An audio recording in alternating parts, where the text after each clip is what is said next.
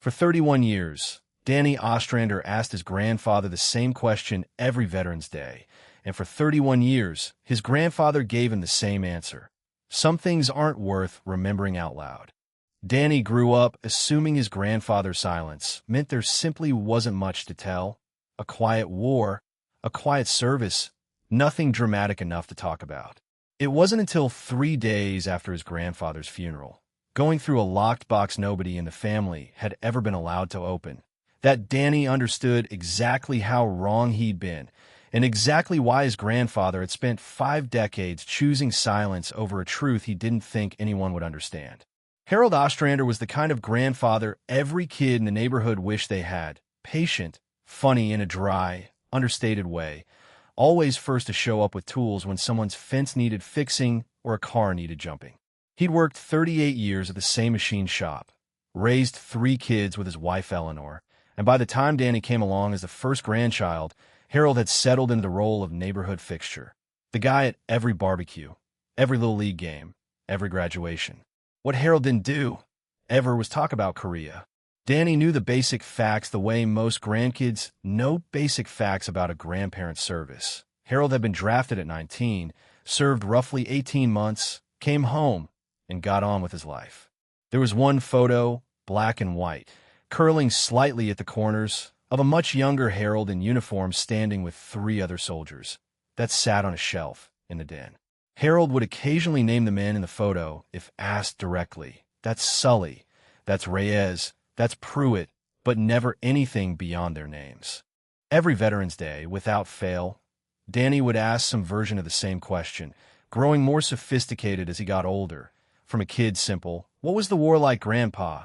to eventually a young man's more careful, "You don't have to tell me everything, but I'd like to understand if you ever want to talk." The answer never changed. Some things aren't worth remembering out loud. As Danny got older, he started noticing things about his grandfather that he hadn't registered as a kid, small patterns that individually meant nothing, but together painted a picture of a man carrying something specific rather than a general reluctance to discuss the past. Harold never watched war movies, not even the ones his own sons tried to get him to watch on Veterans Day marathons, always finding a reason to be in the garage instead. He flinched, almost imperceptibly, at sudden loud noises, fireworks especially, to the point where the family had quietly stopped setting them off at July 4th gatherings once Danny's older cousin noticed the pattern and mentioned it to his mother. Harold kept a small metal box, locked, in the back of his closet that nobody in the family had ever seen opened. When Eleanor was once asked about it by one of her daughters, she'd simply said, "That's your father's. Leave it be," in a tone that ended the conversation immediately. Danny's father, Harold's oldest son, admitted once, and only after a few beers at a family gathering, that he'd asked his own father about Korea exactly one time as a teenager and had never asked again. "He didn't get angry," Danny's father said. "He just got so quiet it scared me worse than anger would have. I decided right then it wasn't a door I needed to open." The family developed an unspoken rule over the decades. Korea simply wasn't discussed, and Harold's silence was treated less like a mystery and more like a fixed feature of who he was, the same way you might describe someone's quiet nature or their preference for black coffee. Harold passed away peacefully at 89, in his sleep, following a slow decline that had stretched across his final 2 years.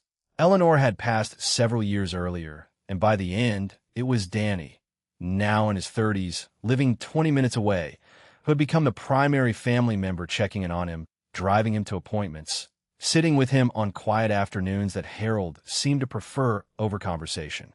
In those final months, Danny noticed something that struck him only in hindsight.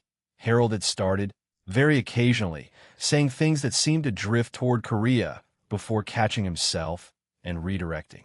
Once, watching the evening news cover a segment on veterans' mental health, Harold had said, quietly, almost to himself, they didn't have a name for it back then. We just called it being tired.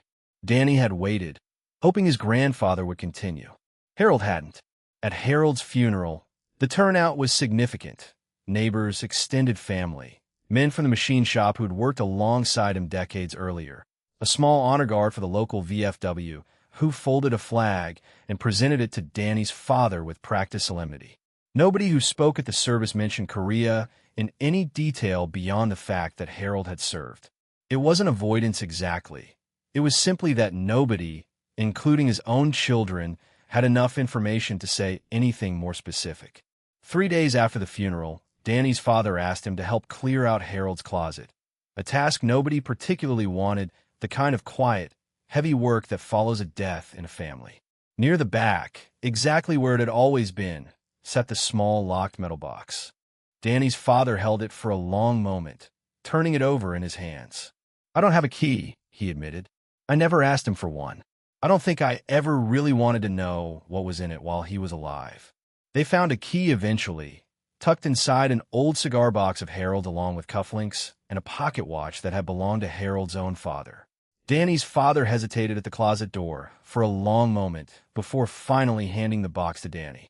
"You ask him about it every year," he said. "Maybe it's supposed to be you." Inside, carefully organized in a way that suggested Harold had returned to this box privately many times over the decades, were letters, photographs, a Purple Heart Harold had never once mentioned receiving, and a worn, handwritten journal, its pages soft and rounded from being opened and closed thousands of times.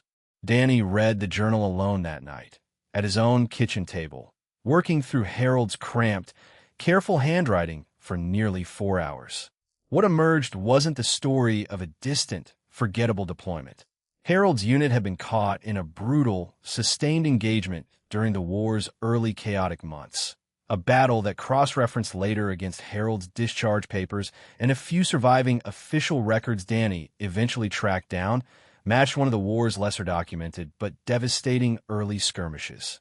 Of the 4 men in that black-and-white photo on the den shelf, Sully, Reyes, Pruitt, and Harold himself, only Harold had come home.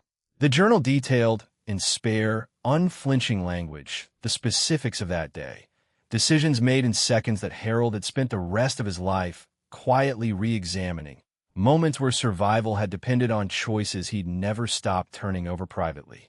One entry, written not during the war but decades later, in the same handwriting Danny recognized for birthday cards, read simply, "Eleanor asked again why I don't talk about it.